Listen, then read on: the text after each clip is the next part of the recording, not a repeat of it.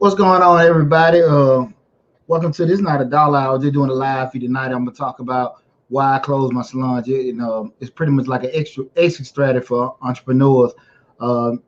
The show won't be streaming live tomorrow. Tomorrow I have my other YouTube channel, Change the Lives, hosted by Deonte Burden. I'll bring that up before we end the live feed with everything. But again, I don't know if some of you guys have known. I brought up.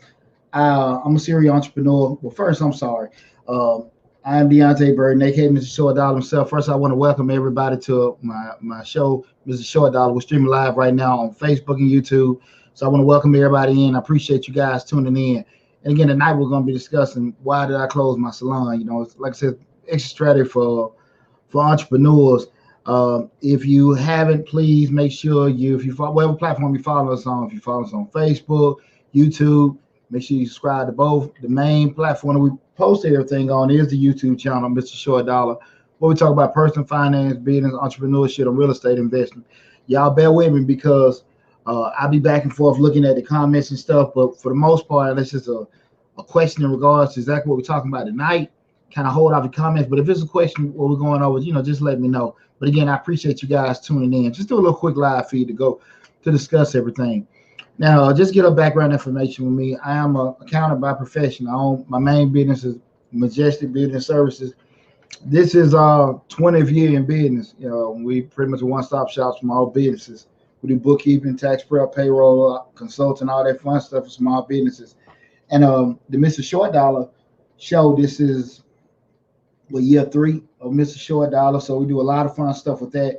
But I'm also a serial entrepreneur, over the past 20 years, I've started, lost, sold, bought probably about and well, almost 20 different businesses over the years. And one of my main businesses I had for the past 15 years is my salon, Dorsey's Creations.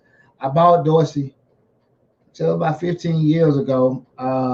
I had some money in my pocket at that particular time. Didn't know what I wanted to do. I was thinking about getting a barber shop, and I was just going on Craigslist trying to, being, usual cheap Deonte, trying to find a good deal. And I seen a lady had a salon for sale for $600. I never forget it.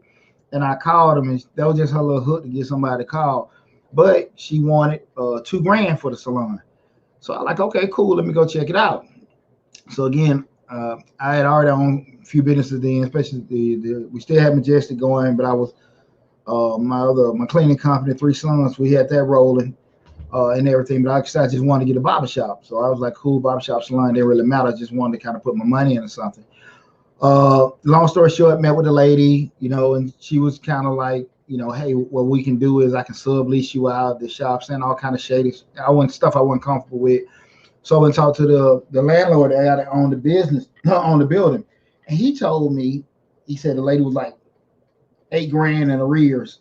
And I didn't know her from anybody. And this is a very important lesson I want you guys to kind of get into, especially if you guys are new entrepreneurs or you actually looking to do some kind of acquisition or merger with an existing business. This is very important with this story I'm telling you, because I learned a lot, big picture wise, just as far as me being an owner, CEO, from a strategic standpoint with this situation right here.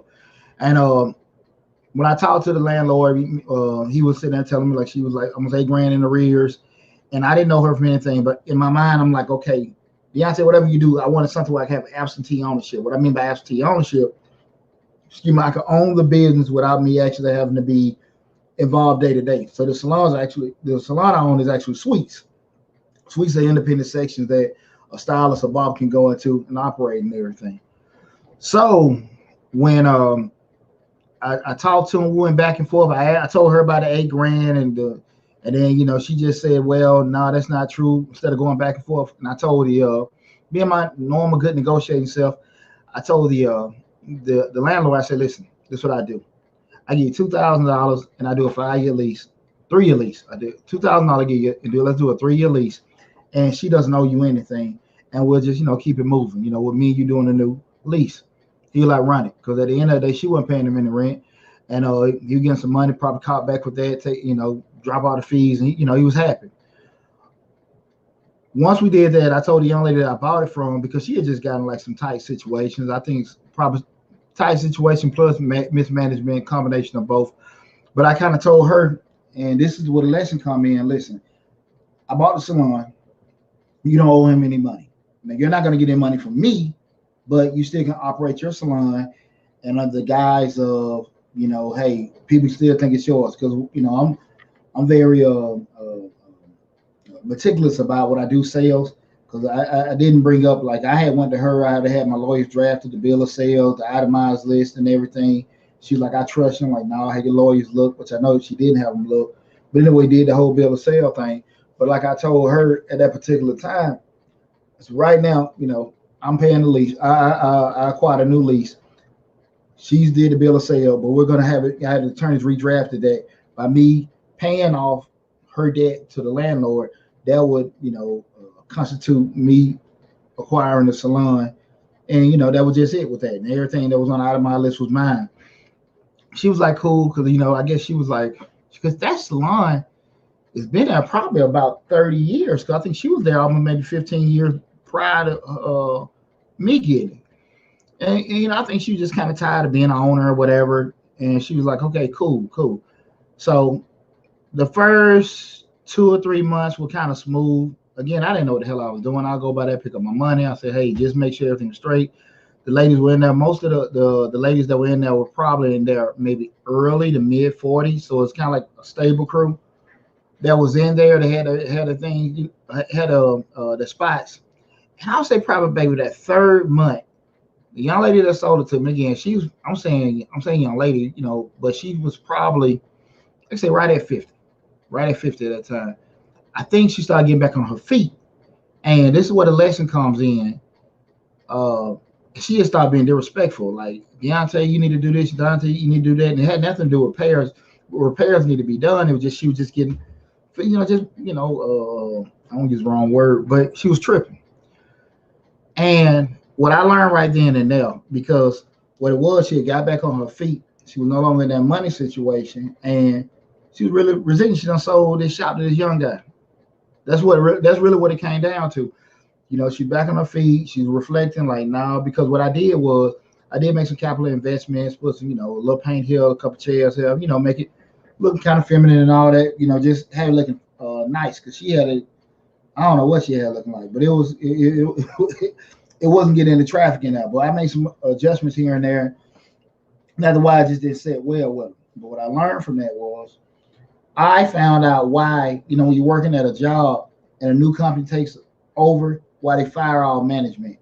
And the reason being was that culture is still there, and it's easier to start over with your culture instead of trying to integrate your culture with somebody that's already a certain way. And typically when see a new company take over somewhere, people are like, well, this ain't how we've been doing it. They do it a stupid way. This don't make sense. Why are they coming in doing these particular things? And now you got to go through that whole little rough transition, whereas you just get rid of everybody, getting the hell out of there. You just start over fresh with your strategy. And that's really what happened, because it had nothing to do with what we were charging or anything like that. But the flip side of it is what she started doing was being a counselor, talking to the other ladies and saying they should have did this, should have did that. And I had to get her the hell out of there. And once I got out of there, I had a meeting with the other ladies over there, told them the story. And I don't like doing that when I do business, especially in that kind of setting. I don't do that. But one stylist tell me, because somebody may have money problems, somebody may have family problems, and what we talk about, that's our business, how I get down. And I didn't like doing that, but I had to do that because she had been there, had owned the shop for so long, she was so influential. I had to be straight up with everybody. Well, I've been in a damn hole because the whole shop would have cleared out. But I had to meet with the ladies, let them know what was going on. Hey, this is what happened. Show them the bill of sale. This is what agreed. She said some stuff about I stole her name, because it did have a last name on it, but that was part of the contract. I didn't want to start over a new shop. Like I said, I could care less about, I talk about stuff on my on the channel about the business, but people that know me, I'm a private person. I don't go, I do, the channel is more to help and instruct people. It's not to sit here, you ain't gonna see Deonte Burden popping champagne bottles and riding, my ski boat. If I do it, ain't nobody business. I'm trying to get the hell away from everybody. But people that do that and show all the money they got or show all the money they rented or bought, whatever, that's that thing, but that ain't mine. And but I had to just be straight up with the ladies. This is what's going on. Be transparent to kind of quail everything down. Everything went cool. And over the years, it was great because I did a great job with the least I negotiated with. And it was easy money, right? Keep it clean, keep a stable crew in, and it goes. The issue that came up over years was my other businesses, my main business, Majestic, and the YouTube, other endeavors I was getting into, even with real estate and stuff. They started taking off, and this Salon, I really wasn't interested. It was just cool. It was kicking out, something on a good month. You maybe get $1,000. Sometimes you maybe get, low end, maybe 600. But this was just me breathing, and it was just coming in, So I would say maybe by year 10, I was just kind of like, I got it. And where I messed up at, I wasn't giving it the attention that it needed to be getting. And I didn't want to come to the actual realization that, Deonte, you ain't really doing right by the shop. Because I had some solid ladies in there because we weren't making some of the capital investments we should have. And I really was just like, well, I ain't making but $1,000 a month, just me tripping. And some of the ladies left, and then you get some people in, and that hair business is funny. Because most, and this is not a knock, this is just being honest. The reason why most barbershops and beauty salons close because they're not business people. They're gifted, creative people. They know how to cut, they know how to style and everything like that. But just business operation, they don't have a damn clue. They think they know because they worked in the shop for years. But the reason why I stayed open is probably 20 barbershop salon we talking about in a mile radius of it, open and close. But I stayed open, and I know the least about hair, but I know business. And I understood that it didn't make any damn sense to put all these big investments. I put enough to make it nice. But my whole thing was, as far as dealing with young ladies, was keep it clean, keep it secure, and make sure that everybody feel, just safe and everything was just, nice and stuff. But I was never gonna go overboard and get all these big screen TVs and all that kind of stuff, mainly because the math didn't work. I would never get my money back because the market dictates what you can charge rent for. You just can't throw an arbitrary number out. If you're in a certain area that's kind of upscale, you can charge that. But on the flip side, on the back end, if you're paying your landlord, would the math necessarily work? And I got a course coming out this summer on how to start your own barbershop beauty salon. Is for the more so the investor person that does, even people that are styling, but it's more so just if you want to get into it and have your own salon or barbershop. If you're not in that industry, the things to look for, how to set everything up. But mathematically, a lot of those things just don't work. Now, from an aesthetic standpoint, ladies come in, this is nice, this is cute, this is, and same time we go into barbershops, these brothers got all this kind of stuff, but the math never going to work. Just a secret, just be honest with you. At the end of the day, you're talking about, say, if you got 5 chairs in the shop and you charge $100 a week, and I know we're just doing this for easy math, but just say you're $100 a week and you're pulling in 5 chairs, you got 500, you're getting out of a month, you're getting $2,000. If your utilities and rent and all that stuff is $1,500, you're just clearing out $500 a month. The issue will come over that. In a perfect world, you'll have all your chairs full. You probably gonna have 3 of them consistently full. So at the end of the day, you're already losing because you're not even breaking in with your costs. Now we talking just staying open. We haven't went back to all the stuff money you spent to just make it all glamorous and stuff, opening up. And that's what killed most of those shops. It has nothing to do with the business, because most of the time you see the people busy, they're making money. But it's just the shop is not that, the math doesn't work. Now you can have there are different facets. We have a commission-based one that you can have. But again, that's just you got to be more tight on management with doing it and stuff. And most stylists don't necessarily like working on a commission or like working on a commission basis, because they feel like they're not, they can make more money, just doing straight, booth rent or just paying for the suite. And that may or may not be true. Just depends. If you're in the right area, you get the right traffic, it'll work out. But again, mathematically, the stylist or individual barber can make money, but the actual holistic salon or whatever, it's not really. I don't think it's nothing you can get rich off of. It's cool, like I say again, if I'm all clearing out around about anywhere from let's say 6 to 12 grand a year, something like that. That's including candy machines and stuff like that. But it wasn't nothing that I was like, hey, you can go to the bank, but it was just making money. But those last couple of years, I just wasn't giving it the attention that it needed, and I lost some good people. And I can admit that. I was admitting it then, but I just didn't give a damn because I was making money other places, But that's why I can be honest with everyone in regards to that. And I just got to the point like now, man, I got other things popping off. I ain't trying to sit here and pop like I got all this money here and there, but it's definitely got to the point where it's more of a hindrance now to keep it open. So I wanted to have this kind of discussion with you, because so many people that look at the channel are looking to get into business or have their businesses effectively, and we put too much into, okay, we want to get the hell out of this business. And you got shows like Fix or Flip and people buying houses and flipping them and everything, but when they get in business, it's like, nah, this is what we're gonna do. They say that stuff about generational wealth and my families, and I as a father of 4 sons, and this just done went the gamut, been in the business 20 years, that's a whole nother show there. I understand people want to have generational wealth and leave stuff to their family members.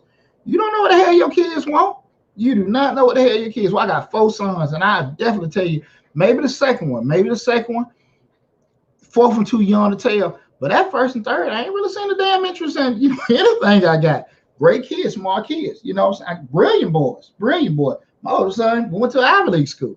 Second son, Service Academy scholarship, but I haven't seen them want just to take over the business, and that may change. And I'm not tripping if they do or don't, but to that point, trying to build the heirs, you better make yourself, like I said, that's another show. But don't be so stuck on, I would say, trying to have things set up for your kids and your family, because again, your child has a brain, and they're not obligated to follow your dream and your footsteps. Even though you say, listen, you got this here, why work there, and you got this. They're not obligated to your vision. That's why you're unique and you're special, because your vision is your vision. But again, that's another show. We'll talk about that. And I've done videos about it in regards to, your kids and transitioning businesses and opportunities. But we're going to the actually getting ready to get out of a business. When you start, my thing was when it wasn't having that difference of making money and enjoying making money. And see, that's the thing about it. People want to, and it's a good, but sometimes you have to get to this point. So I don't want to say here, just be cool with what you got. I'm here in Atlanta, man, and nobody in Atlanta is regular. Shit, it's like everybody is a celebrity and everything. And again, I don't knock anyone if they like showing what they did and everything, because I feel like life is all about working hard and getting what you want. If you want to show people, great, that's your choice, and there's nothing wrong with that. But at the end of the day, you know what kind of stress you're putting on yourself. And at the end, and if you can't really enjoy it, my philosophy, any point me happy. So that goes back to a lot of times people will say to me like, hey, my nickname is Poocher. Hey, Poocher, listen, man, you can go and keep the shop, keep making money, but they don't understand.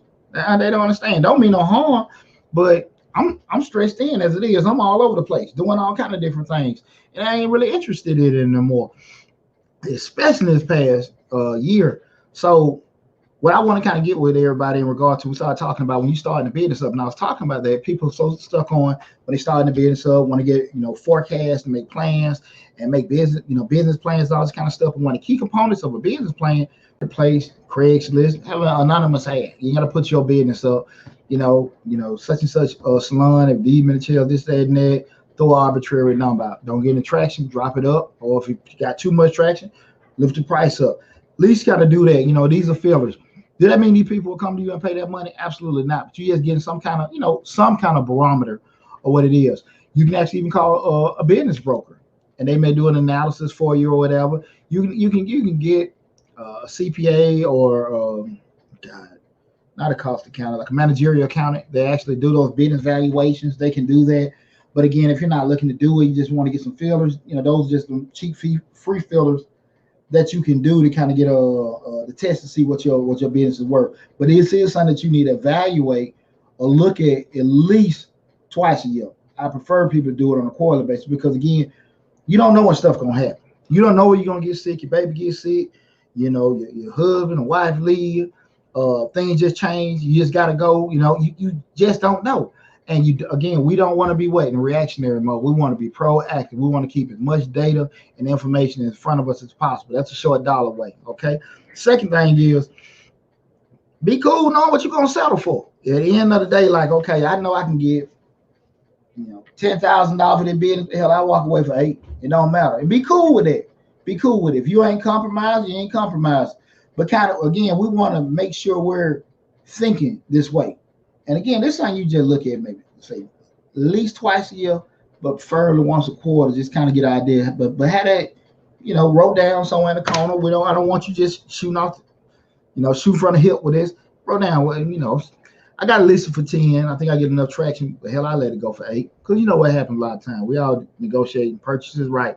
We throw out a number. Somebody gonna try to lowball us, we take it, right? So if we want to sell a business for $8,000, we're gonna list it for $10,000 or $11,000.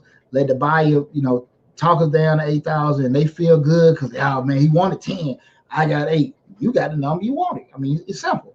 So again, have that number of what you're willing to settle for. Okay. Be honest with yourself in regard. The third thing, be honest with yourself in regard to your interest of you negotiating. Okay. If you ain't one of them people that like dealing with folks, I'm use myself for example with this. I run a properties, and I ain't never like dealing with tenants. Though I have a property manager, potential tenants, because with my houses, it'll hard me get there. Even though I'm good with negotiating in business, when you come in my house and a potential tenant come in, damn, these rooms are small. I don't like this color. I'm like, this is my, and it's already pissing me off. And I ain't like getting that kind of, situation because when you tell me you don't like how my house look, the hell you was on the phone talking about, do you work with this or can you help me with this before you came in? And I'm like, why the hell? But they already come in critiquing stuff. And I was just funny about that. But it was best for me not even be dealing with potential tenants because why? Now I don't have an emotional attachment to what I'm trying to list, right? So, and I just only never like that tag business, never like that with anything else, but houses, yeah. Just I don't know why, I just something prideful about that. So when people would say certain things, um, uh, critiquing the house, it always just bothered me. So again, if you know you're not the type of person that really likes negotiating and having conversation with people, get the hell out of that. Let somebody else do it. Call your broker or find some intermediary that can take care of that stuff for you. Okay, be honest with yourself about that, because you'll booger everything up trying to do it yourself, trying to save you some money, and you'll never get what your stuff is worth, or just constantly getting may not get nothing at all, because that emotional attachment or your reluctance to just talk and deal with people. So just be honest with yourself in regards to doing that. The fourth thing is know that your interests are waiting. Are you cool with just, hey, look, I hold up, I'm firm, I ain't trying to get rid of it, or when you trying to think of possibly get selling it, would you really wait on the deal that you want to come through? Be realistic about how open you are to waiting for that number to come in. Okay, just be straight over there. Again, and what I always tell you guys, make sure you got this stuff wrote down. Make sure you got the damn stuff wrote down. So just you already got it in.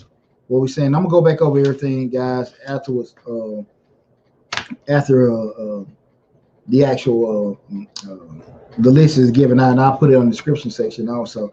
But definitely, be honest with yourself how much you want to wait. Okay, all right. I want you to sit there and just be sitting out waiting and passing over stuff because you're holding it. Next thing you know, you're forced to get rid of it because you don't waited so long and so firm on it. Like, look, man, if I don't sell it so much, I just going to get rid of it for this price, or I just let it go. But however you want to do it, but have that wrote down and be kind of firm on that. Okay, so you don't stress yourself out fighting a losing battle. Okay, because you fight a losing battle, you're always going to be the damn loser. That's just straight up how that's going to go for you. Okay, the check 7, make sure time check. Again, this is why did I close my salon? It's an extra strategy for entrepreneurs. Right now, this is Mr. Short Dollar. Again, I want to just get this information in regards to how to walk away from a business. And again, I just closed my salon, closing it up, Dorset Creation Salon, 15 years in the game. Just want to kind of share some tips in regards to how to walk away from a business. Okay, so you don't necessarily get stuck. From an emotional standpoint, you're devastated because things didn't necessarily work out. See this. The next thing is, which is number 5, know your happiness. Know exactly what you want, right? When you know exactly what you want and what you're cool with, like you already have it. And again, we're writing this stuff down. You already know, like when you get to that little point, like this is BS, and I don't feel like dealing with it. Just gonna constantly be something that's supposed to be making you money, you're happy with, just becomes a stressor. When you got that car, you can damn afford that car. You got all these jobs and you missing all these different events. You can't even go see your kids play their games. You can't even go out to date with your significant other because your ass doing all this other side work just to keep a damn car. We could have got a cheaper car, and the other stuff would have been an option to do as something that was mandatory for you to do, right? And that's the kind of thing we got to kind of know your happiness, know what you're cool with. Don't put yourself in a situation where like you trying to hold on.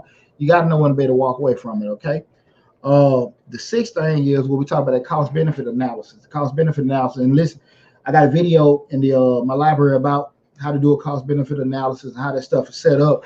But when we talk about it in the financial world with a cost benefit analysis, you look at the different costs that you have associated with acquiring the asset or holding the asset in relation to how does that hold up in regards to doing another thing.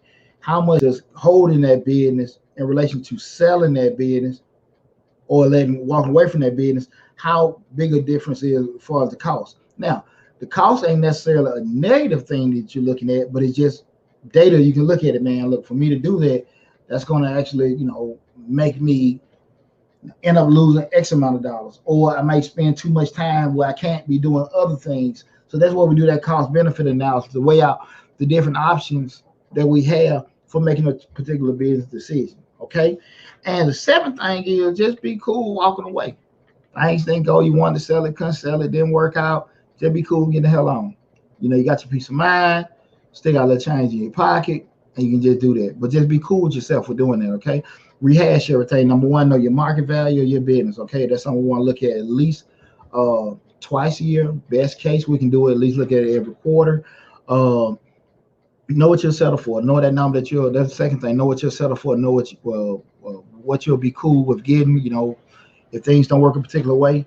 Third thing, know your interest in negotiating. If you're a people person, like talking with folks, you're not having an emotional attachment we're talking about certain things with your business, or as far as selling it, you can do it where you keep your emotions in check. And again, like I said, I do a pretty good job of that. But when it came to my rental properties, I wasn't cool with that because, like I said, yeah, that was my house, and I ain't want nobody to give any kind of critique with that. Okay. The the fourth thing, I'm sorry, is your interest in waiting. How long you willing to deal with something, right? How long you willing to sit there and sit on something? Are you so stuck on, if I don't get this, I'm just gonna whatever?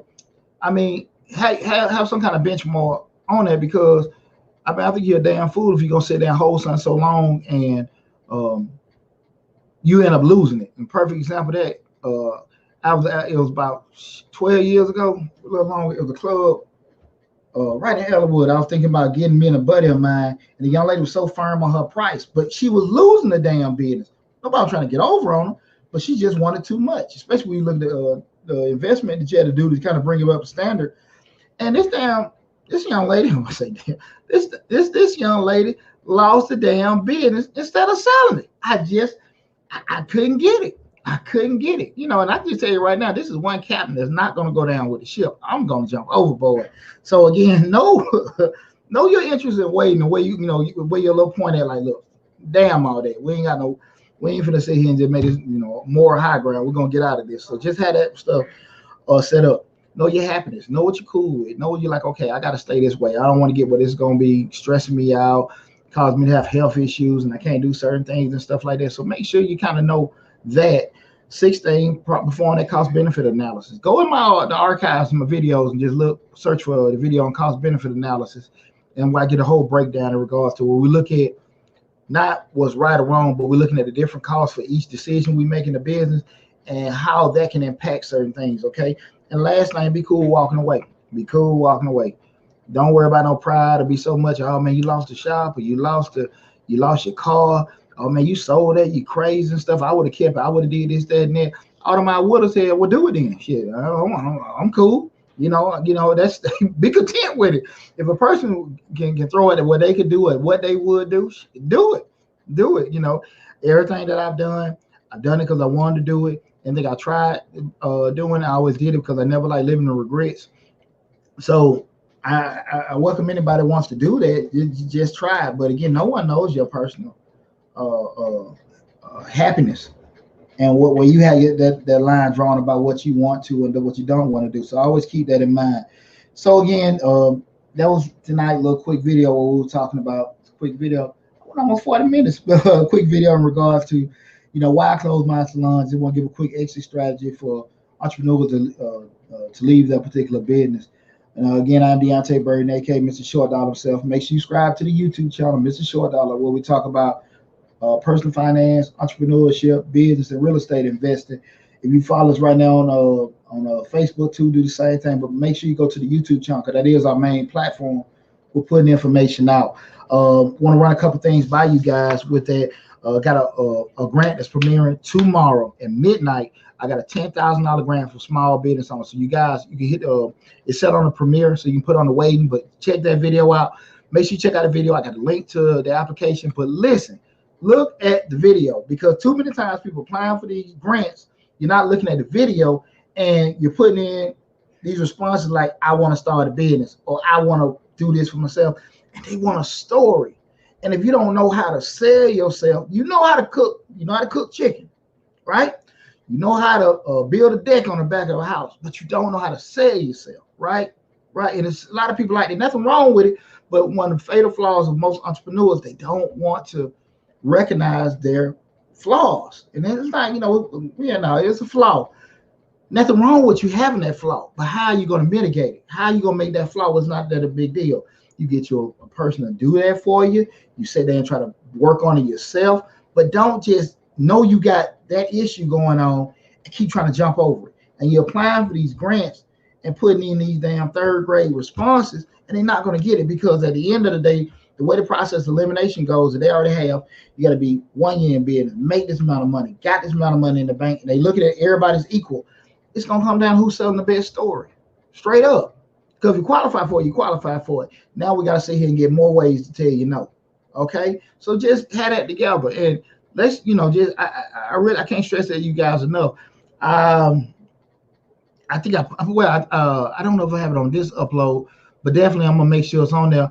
I got a link to Fiverr. Fiverr is a freelance website where you got a lot of people that do a lot of gig jobs. You probably go somewhere on Fiverr and just say, hey, I need somebody to do a grant statement, two or three sentence grant statement. Charge you $5, $10, maybe $20 to actually craft something. You send it to them and they'll make a little statement to it. But I had that grant. I mean that's it in the description section. A link for Fiverr. Hit that link. Go to the and just tell, find somebody like to do a sentence writer, grant writer. But you don't need a grant writer. I'm sorry, but just somebody can do creative writing or whatever. Tell them what you're trying to do. You'd be amazed what people around this world can do for you and stuff. So make sure you do that. Okay. I use it all the time. Use it religiously. Okay. But matter of fact, hit the link that I got in the description section, and it'll take you right to it. So check that out. That grant comes out there. Again, that's a $10,000 grant for a small business owner. It's not for one person. It's for multiple people. And the grant is the deadline, I think, is maybe the 10th of April, something like that. So you guys need to go and get the application in. I think they got another run that they're gonna do maybe in June, and it's not just going to one person. It's multiple people till the pot runs out. So again, they maybe have like maybe $200,000 pot. They just giving it out. So let's go and get those applications in for that. Tomorrow night we have my other YouTube channel, Changing Lives, hosted by yours truly, Deonte Burden. Tomorrow we're gonna be talking about that whole Derrick Jackson situation. Not necessarily talking about him and his wife, more so like people mind their own damn business. Not necessarily. I've looked at it and I say that I know the brother that made a career, a following, really, to me, picking at other folks doing, their mishaps and what men should and what shouldn't do. And I ain't even never trip on anybody, having the mistakes. But the business part is when you are that type of person where you sitting constantly following people that's making mistakes, and then when it happened to you, you can't ask for that kind of privacy. Again, I don't get it in any kind of way, but I want to have that discussion where we be talking about, like, mind your own damn business, because none of us perfect. And when that mistake happened to your ass, you got to be able to take it, and he dragged his old lady on there with a bonnet on and stuff like that. She didn't want to deal with it. And I don't, and again, I always know bad luck on the brother. I ain't that what you get type person, anything like that. But on the front end, look, stop trying to capitalize on other folks' mistakes, because you human. And you keep living out here, you're going to make some damn mistakes. And again, when you tripping on other people's mistakes, and then when it happen to you, you got to take that what it comes with it. So we're going to be a pretty cool show. We're going to have that. So make sure you check me out on Changing Lives, hosted by yours truly, Deonte Burden. Again, that's Changing Lives, hosted by Deonte Burden. Again, what channel would be? Check my other YouTube channel, Changing Lives. Matter of fact, I got in my playlist on Mr. Short Dollar, we have a playlist for Changing Lives live feed. We do Changing Lives and Mr. Short Dollar. We rotate it every other Thursday. But that's my, motivational channel with personal development, relations, family, parenting. That's that channel. But again, that'd be 8 p.m. Eastern Standard Time on Changing Lives, hosted by Deonte Burden. But go to the playlist on Mr. Short Dollar's YouTube, and you'll see a link. You'll see the videos on there for that. But that'd be 8 p.m. Eastern Standard Time. Gonna be a real cool show. But you guys make sure you go there and subscribe to the channel. I'm excited about it. But lastly, guys, I want I can't stress you guys enough to make sure you're doing your due diligence with your business. We're doing the plan. A lot of people went crazy with the grants, and we got some more stuff coming. Well, I'll bring that up before I get off. But make sure you're doing due diligence, taking time with your business, because it's one thing to try to get money to start your business. You need to make sure you can keep your damn business open. So don't be so stuck on, I need this to get the business. I need to get this, to start off, and I need this. And if I had that, I had it. You need to make sure your ass can keep the business running for at least 6 months to a year. And if you ain't got enough change for that, and you just, once I get it, I can do that. No. It's not an issue of something happening. It's when something gonna happen. Something gonna happen. Something is gonna happen. So when you're trying to get these funds and get stuff up, and you saving it up, don't worry. If you're gonna put things off another 6 months to a year, be cool with that. And I'm not talking about being scared to to jump out their own faith and everything. I get it. I mean, God knows I have. I done did too much crazy stuff, too many things that were different. But you still have to make sure you do a good job of planning everything. Remember, it's not to get the money to start. It's make sure you got no money to stay open. Okay, so I want you guys to really make sure you have a lot of planning, a lot of thought, put a lot of thought into that. With April coming up again, we're going to have some great videos on Mr. Short Dollar. That's why I ended with that. We have a lot of information on some different grants that we got coming out. Also, I'm going to have the whole we're going to have a lot of video in regards to credit, in regards to not necessarily how to, I don't really get into, you can pay this money and get this 400, 800, 900 score. I don't get into that, but I try to pretty much just break down the difference between business credit, business lines of credit and stuff, because a lot of people putting videos out, and I don't want to talk about other folks' videos, but they're telling you, if you get this, then you can go to the bank and get that, and then you'll be able to get $100,000 here, do that. I ain't seen none of that. I ain't seen none of it. And I see these folks, they take their pictures with their cars and their boats. They ain't had no damn bank work. You go get you an 800 score, and you have an 800 score, you got some money in the bank, and then you're going to go down to the bank and try to get you a line of credit or a loan. They're going to laugh your ass right outside the door. There are a lot of other factors that they look at besides your credit score and how much money you got. They do. And if you don't believe me, like I said, go experiment with it. If people sit here and tell you to do this, it ain't that simple. But I'm going to have all those videos to kind of break down what you need to do. And, my biggest thing is, and I'll just let you guys know, it's all about relationships. Everything in business is about relationships. It's when Deonte, and, we can sit here and rap and you want to get deals done. That's all business about, relationships. You go right now, it's just like you looking for a job. You done got your education. You done got this experience. You got these credentials. And when you sit there and apply for that damn job, you know what you are. A whole nother stack in that application stack. That's all the hell you are. You got all these student loans. You got all this education, all this credentials. You still a damn paper in a stack of applications. But if you got a relationship, you jump the stack. And that's simple. Same thing with business. That changes. But we're going to go through all that stuff. April's going to be real exciting. We done had a real good tax season this year, so I done kind of waned off in the past couple of weeks because your boy been hurting and everything. But again, I appreciate all the love and support you guys have been giving us to make Mr. Short Dollar grow. And if you can, go to Changing Lives and help the same thing with us doing that. But I just want to have that quick conversation with you guys tonight. Everybody, make sure you're being safe. Love you guys. Appreciate everything. And again, go to the YouTube channel, subscribe. Take care. Well, let me see if there are any questions on here. I don't see any questions. I appreciate all you guys tuning in. What's up, Pam? I appreciate everybody tuning in tonight. Take care. If you got any questions, all in the description section, all the contact information is there. I think I do got to update the YouTube to put the link to Fiber and everything on there. But you guys know how to reach me if you got any questions or concerns about anything. Take care, you guys. Love you, and everybody be safe.